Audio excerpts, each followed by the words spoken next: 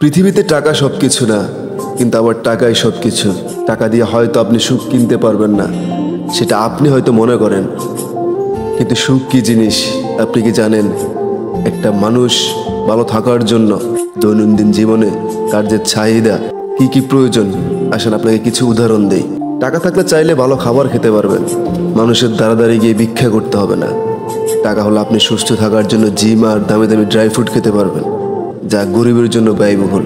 টাকা হলে আপনি প্রাইভেট হাসপাতালে অথবা সিঙ্গাপুরে গিয়ে চিকিৎসা নিতে পারবেন, যা আমার আপনার মতো কামলাদের পক্ষে সম্ভব না।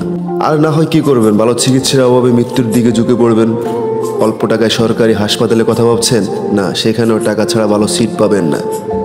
রুগীর যা যা প্রয়োজন সব কিছুর জন্য দিতে হবে বকশিস, না দিতে পারলে রুগীর প্রতি গুরুত্ব থাকবে না। দেখবেন ওয়ার্ড বয় ক্লিনার একটা ডাক্তারের চাইতে বেশি ক্ষমতা রাখে। হাসপাতালে কথা বলে শেষ করা যাবে না, তাই এখান থেকে বের হয়ে আসি। আপনার টাকা থাকলে সমাজের প্রভাবশালী ব্যক্তিরা বন্ধুত্বের হাত বাড়িয়ে দেবে। টাকা থাকলে সমাজের দুষ্ট লোকের যে কোনো চক্রান্তকে মোকাবেলা করতে পারবেন।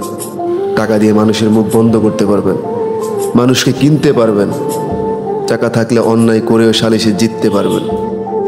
টাকা থাকলে আপনি যদি 60টা খুন আর 60টা নারী নিয়েও থাকেন, আপনি এলাকায় একজন সমাজসেবক, এলাকার বড় নেতা। টাকা থাকলে এই সমাজ দেয় হাতে তালি, না থাকলে দেয় গালি।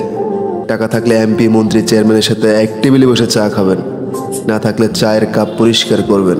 টাকা থাকলে সন্তানের চাওয়া পাওয়া পূর্ণ করতে পারবেন, আপনি সন্তানের কাছে একজন সফল বাবা।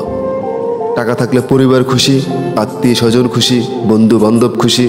না থাকলে পরিবারের বোঝা, স্ত্রীর চাহিদা মেটাতে না পারা একজন ব্যর্থ স্বামী, সন্তানের কাছে একজন ব্যর্থ বাবা।